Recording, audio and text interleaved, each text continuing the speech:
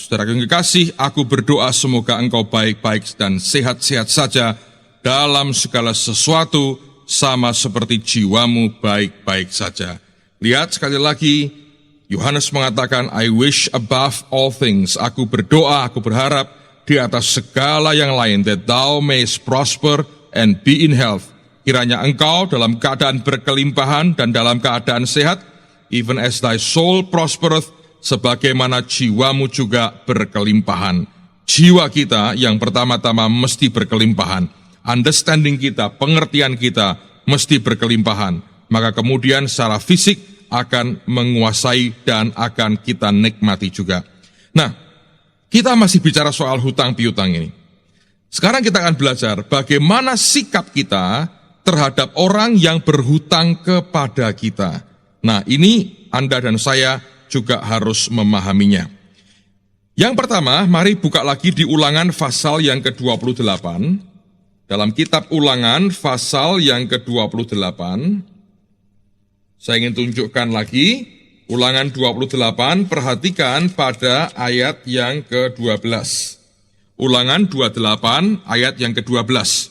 Tuhan akan membuka bagimu perbendaharaannya yang melimpah, yakni langit, untuk memberi hujan bagi tanahmu pada masanya dan memberkati segala pekerjaanmu, sehingga engkau memberi pinjaman kepada banyak bangsa, tetapi engkau sendiri tidak meminta pinjaman. Nah, bagaimanapun ada yang meminjamkan dan ada yang pinjam. Kita tidak bisa memaksa orang untuk berkata, kamu jangan berhutang. Kebenaran sudah disampaikan, tapi pada kenyataannya ada orang-orang yang belum mengerti kebenaran ini, atau juga ada orang-orang yang belum bisa mengaplikasikan dalam hidupnya, mungkin karena kekuatan imannya masih belum memadai, sehingga kemudian dia tetap harus pinjam kepada orang. Dan tentu ketika dia pinjam, segala konsekuensinya haruslah dia tanggung dalam hidupnya. Nah, sekarang persoalannya, apakah kalau ada orang pinjam itu kita mesti memberikan pinjaman? Ternyata memberi pinjaman itu bagian daripada berkat yang Tuhan berikan dalam kehidupan kita. Sebaliknya kalau orang itu terkutuk, orang itu justru kondisinya malah bukan hanya tertekan, tapi dia harus minta pinjaman. Ya, lihat dalam Ulangan pasal yang sama, pasal yang ke-28. Tadi kita sudah baca bagian berkat, tapi sekarang lihat pada bagian kutuknya. Alkitab mengatakan begini di Ulangan 28 pada bagian ayat yang ke 43 dan 44. Alkitab berkata, orang asing yang ada di tengah-tengahmu akan menjadi makin tinggi mengatasi engkau, tetapi engkau menjadi makin rendah. Nah, ini keadaan orang yang terkutuk. Ia akan memberi pinjaman kepadamu, tetapi engkau tidak akan memberi pinjaman kepadanya. Ia akan menjadi kepala, tapi engkau akan menjadi ekor. Nah, jadi orang yang diberkati itu orang yang memberi pinjaman. Jadi, sedangkan orang yang tidak bisa memberi pinjaman atau malah minta pinjaman, itu tidak hidup dalam berkat Tuhan. Nah, sekarang apakah kita memang punya kewajiban untuk kita memberikan pinjaman?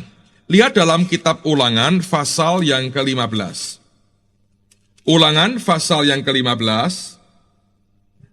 Perhatikan pada ayat yang ke-8. Ulangan pasal 15 ayat yang ke-8. Tetapi engkau harus membuka tangan lebar-lebar baginya dan memberi pinjaman kepadanya dengan limpahnya, cukup untuk keperluannya seberapa ia perlukan. Nah, kepada siapa pinjaman ini diberikan? Lihat pada ayat yang ke-7. Dikatakan, jika sekiranya ada di antaramu seorang miskin, salah seorang saudaramu di dalam salah satu tempatmu, di negeri yang diberikan Tuhan kepadamu oleh Tuhan Allahmu, maka janganlah engkau menegarkan hati ataupun menggenggam tangan terhadap saudaramu yang miskin itu. Ayat 8, tetapi engkau harus membuka tangan lebar-lebar baginya dan memberi pinjaman kepadanya dengan limpahnya, cukup untuk keperluannya seberapa ia perlukan. Jadi kalau kita diberkati Tuhan, bagian daripada kewajiban kita adalah memberi pinjaman. Artinya karena kita ini berkelimpahan, kita punya lebih daripada yang kita butuhkan, lalu kemudian kita punya dana untuk kita bisa berikan untuk menolong akan orang lain. Nah, kalau Anda masih belum puas, lihat di Mazmur sekarang. Lihat pada Mazmur pasal yang ke-37, ayat yang ke-23 mulai. Mazmur pasal 37, lihat mulai ayat yang ke-23. Tuhan menetapkan langkah-langkah orang yang hidupnya berkenan kepadanya. Apabila ia jatuh, tidaklah sampai tergeletak, sebab Tuhan menopang tangannya.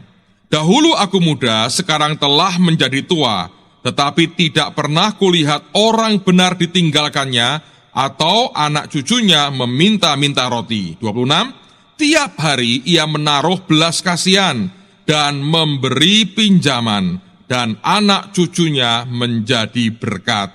Ini bagian dari orang yang takut akan Tuhan, yang hidupnya berkenan kepada Allah. Orang yang berkenan kepada Allah itu orang pasti diberkati Tuhan dengan luar biasa. Dan bagian daripada berkatnya adalah tiap hari ia menaruh belas kasihan dan memberi pinjaman. Jadi kalau kita ini berkenan, Tuhan memberkati kita, bagian daripada wujud berkat itu adalah saudara dan saya memberi pinjaman.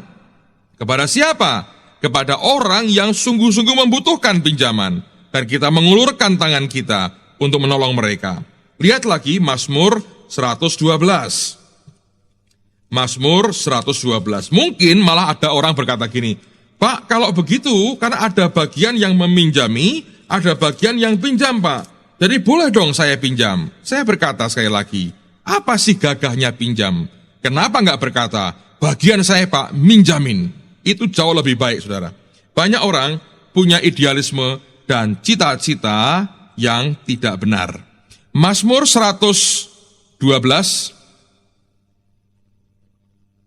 ayat yang ke-5 dan ayat yang ke-6. Saya bacakanlah mulai ayat yang pertama, karena ini ayat indah sekali. Judulnya Bahagia Orang Benar. Lihat akan kebahagiaan orang benar, Mazmur 112. Haleluya, berbahagialah orang yang takut akan Tuhan, dan yang sangat suka kepada segala perintahnya. Anak cucunya akan perkasa di bumi, angkatan orang benar akan diberkati. Harta dan kekayaan ada dalam rumahnya, kebajikannya tetap untuk selamanya. Di dalam gelap terbit terang bagi orang benar, pengasih dan penyayang orang yang adil. Ayat 5, mujur orang yang menaruh belas kasihan dan yang memberi pinjaman, yang melakukan urusannya dengan sewajarnya. Sebab ia takkan goyah untuk selama-lamanya. Orang benar itu akan diingat selama-lamanya. Ia tidak takut kepada kabar celaka, hatinya tetap penuh kepercayaan kepada Tuhan. Hatinya teguh, ia tidak takut, sehingga ia memandang rendah para lawannya. Ia membagi-bagikan, ia memberikan kepada orang miskin, kebajikannya tetap untuk selama-lamanya, tanduknya meninggi dalam kemuliaan. Orang fasik melihatnya lalu sakit hati, yang menggertakkan giginya lalu hancur. Keinginan orang fasik akan menuju kebinasaan. Perhatikan, Alkitab mengatakan, mujur orang yang menaruh belas kasihan dan yang memberi pinjaman. Juga dikatakan bahwa ia membagi-bagikan, ia memberikan kepada orang miskin. Ini bagian dari kebahagiaan orang benar. Jadi, kalau Anda dan saya menjadi orang yang diberkati, hidup dalam anugerah, dalam berkat Tuhan, maka sebetulnya bagian dari berkat itu adalah memberikan pinjaman. Nah, sekarang pertanyaannya, bagaimana sikap kita terhadap mereka yang pinjam? Tadi kita sudah belajar, yang pertama ya mestinya kita pinjami. Tapi sebetulnya bagaimana kalau ada yang dipinjam dan kemudian kita merasa belum dikembalikan? Banyak orang berkata, Pak, saya pinjamin tapi kemudian tidak dikembalikan, Pak. Bagaimana sikap saya, seperti apa harusnya? Nah, untuk menjadi seorang yang bisa meminjami orang lain, saudara harus punya keteguhan hati yang luar biasa. Anda harus punya jiwa besar yang luar biasa. Tidak biasa kita bersikap seperti orang yang biasa-biasa. Oh, engkau pinjam, yang engkau harus kembalikan. Betul. Orang yang minjam harus mengembalikan. Tapi orang yang minjami, Dia harus punya sikap hati yang begini. Lihat di Lukas pasal yang ke-6. Injil Lukas pasal yang ke-6. Saya bacakan perkataan Yesus. Lukas pasal yang ke-6. Ayat yang ke-34 dan 35. Perhatikan perkataan Yesus. Lukas pasal yang ke-6. Ayat 34 dan ayat yang ke-35. Tuhan berkata, dan jikalau kamu meminjamkan sesuatu kepada orang, karena kamu berharap akan menerima sesuatu daripadanya, apakah jasamu? Orang-orang berdosa pun meminjamkan kepada orang-orang berdosa, supaya mereka menerima kembali sama banyak. Nah, perhatikan saudara, orang misalnya ya pinjam kepada Anda 10.000, Anda mengharapkan dia balikkan 10.000, secara ukuran dunia, kewajaran itu baik sekali. Tapi Tuhan berkata begini, jikalau kamu meminjamkan sesuatu kepada orang, karena kamu berharap akan menerima sesuatu daripadanya, apakah jasamu? Jadi kalau Anda minjamin uang, ditambah dengan mengharapkan bunga, tambahan uang, apa jasamu? Gak ada sebetulnya. Orang dunia saja, Tuhan berkata, ya, ketika meminjamkan kepada orang, itu mereka menerima kembali sama banyak. Bagaimana orang Kristen meminjamkan uang, mengharapkan kembali lebih banyak? Tuhan berkata, engkau tidak punya jasa dalam hal itu. Nah, yang seperti apa yang Tuhan mau? Perhatikan ini. Tetapi, ayat berikutnya, tetapi kamu kasihilah musuhmu, dan berbuatlah baik kepada mereka, dan pinjamkan dengan tidak mengharapkan balasan, maka upahmu akan besar, dan kamu akan menjadi anak-anak Allah yang maha tinggi, sebab ia baik terhadap orang-orang yang tidak tahu berterima kasih, dan terhadap orang-orang jahat. Hendaklah kamu, ayat berikutnya, murah hati, sama seperti Bapamu adalah murah hati. Jadi kita punya Bapak di surga yang murah hati. Nah, kalau kita meminjamkan kepada orang, lalu kita mengharapkan dibayar, Tuhan berkata, kamu nggak punya jasa. Dia berkata, and if you lend to those from you, when you expect repayment, kalau engkau meminjamkan kepada orang itu, lalu kamu mengharapkan dibayar lagi, apa jasamu, kata Tuhan? Engkau tidak punya jasa. Lalu orang berkata, Pak, nah berat buat saya, Pak. Kalau saya meminjamkan dan tidak dikembalikan, bagaimana? Nah, ini yang harusnya kita punya. Ingat, jangan terikat dengan harta. Jangan melekat kepada harta. Kalau ada orang pinjam kepada saudara, Anda harus berdoa dulu, Tuhan, aku beri tidak dia untuk aku pinjamin dia. Tentu kau lihat ya, ini untuk apa? Kalau orang berkata, aduh, aku tidak bisa makan lagi, ini anak-anakku sudah 2 hari tidak makan. Sebetulnya itulah waktunya buat saudara mengulurkan tangan, tolong dia, tolong saudaramu. Jangan sampai dia mati kelaparan. Tapi ada orang-orang yang pinjam karena ingin tambah modal, ingin bisnis keluar kota, dengan segala macam. Ada orang yang pinjam ingin membangun rumah, ada orang ingin pinjam beli mobil, segala macam. Ada kebutuhan yang tidak primer, yang kemudian harus dihadapkan kepada saudara. Kalau itu kebutuhan primer, kebutuhan makan, antara hidup dan mati, yaitu kewajiban kita, begitu kita punya, beri, malah jangan dipinjami saudara. Berkati, beri dia. Tapi ada juga orang-orang yang punya kebutuhan-kebutuhan yang tidak primer. Ya, ada orang-orang dagang yang buka giro tapi meleset, dia perlu dana, dia tabrak sana, tabrak sini. Dalam kasus-kasus begitu, dengerin baik-baik. Yang pertama harus engkau buat adalah doa, tanya Tuhan. Tuhan, aku pinjamin dia tidak? Kalau engkau sejahtera, ya serahkan uangmu. Tapi dalam hati engkau berkata begini, aku tidak mau terikat dengan uang ini. Engkau dalam hati berkata, kalau tidak dikembalikan, aku tidak akan menyesali, karena aku ikhlas nolong dia. Jangan kau berharap, kembalikan ya, kembalikan ya, kembalikan ya. Itu nanti dia akan berkata, ya 2 hari, 3 hari. Kalau meleset 1 minggu, 2 minggu, akan timbul masalah. Apalagi kalau sesama anak Tuhan. Nah, ada orang-orang yang mendesak, Bu, saya ini butuh ini, Pak, saya butuh ini, saya pinjam berapa? 2 juta lah, saya tolong saya perlu ini, saya perlu itu, saya perlu 2 juta. Nah, kalau Anda tidak sejahtera, ya Anda bisa berkata, maaf aku tidak sejahtera, atau kalau engkau ingin tetap tolong dia, beri, tapi tidak usah sampai sejumlah 2 juta yang dia minta.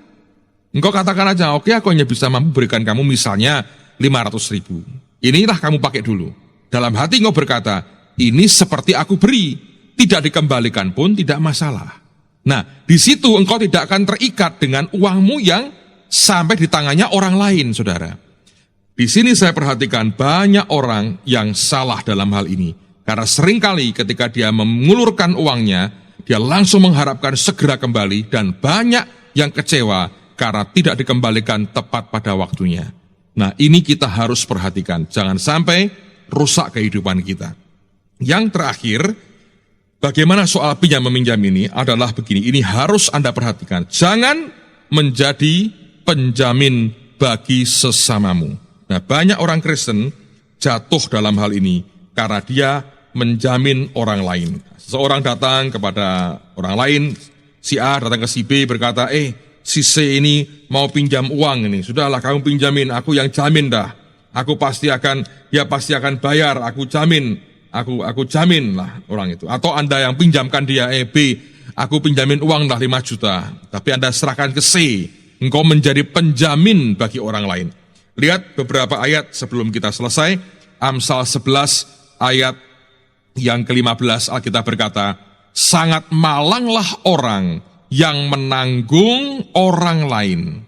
Tetapi siapa membenci pertanggungan, amanlah ia. Kalau Anda suka menanggung orang lain, Alkitab berkata, sangat malanglah orang yang menanggung orang lain. Amsal yang sama pada pasal 17, perhatikan pada ayat yang ke-18.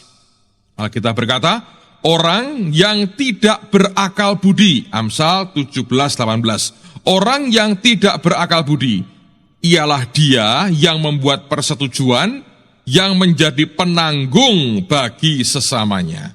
Kalau Anda suka nanggung sesamamu, Alkitab berkata itu tidak berakal budi. Pasal 22 di Amsal yang sama, ayat yang ke-26 dan 27. Alkitab berkata, janganlah engkau termasuk orang yang membuat persetujuan dan yang menjadi penanggung hutang. Mengapa orang akan mengambil tempat tidurmu dari bawahmu, jika engkau tidak mempunyai apa-apa untuk membayar kembali? Saya mau ulang lagi, perhatikan Amsal 22, 26, 27. Jangan engkau termasuk orang yang membuat persetujuan, dan yang menjadi penanggung hutang. Engkau tidak hutang, tapi engkau nanggung hutang temanmu atau saudaramu yang lain. Jangan. Mengapa orang akan mengambil tempat tidurmu dari bawahmu, bila engkau tidak mempunyai apa-apa untuk membayar kembali? Saya sudah bertemu dengan cukup banyak orang di berbagai tempat, di berbagai kota. Orang yang jadi penanggung bagi orang lain, dan pada akhirnya dia tidak bisa membayar akan apa yang dia tanggung. Dia tidak menggunakan uang itu, orang lain yang menggunakan. Tapi orang lain itu ternyata tidak bisa bayar. Dia yang harus bayar. Saya sudah pernah ketemu seorang yang ketika salah satu keluarganya meninggal, warisan begitu banyak warisannya, dalam waktu singkat semua hartanya ludes, tanpa dia mengenyam apapun yang nikmat dari hartanya, hanya gara-gara dia nanggung utang orang lain. Ada orang lain yang mau beli berlian, atau mau pinjam apa, dia utangkan kepada orang lain, tapi orang yang mengutangi taunya dia, ketika yang pakai uang kabur dan tidak bisa bayar, orang ini harus tetap ngangsur sampai habis semua hartanya. Pada akhir hidupnya, dia tidak punya apa-apa, tanpa dia mengenyam sama sekali dari apa yang dia bayar dengan warisan yang dia terima waktu itu. Sungguh ini cerita yang tragis. Saya berdoa, para pendengar Rema semua, tidak ada satupun yang mengalami seperti itu. Ikuti nasihat firman Tuhan, dan Anda akan diberkati. God bless you.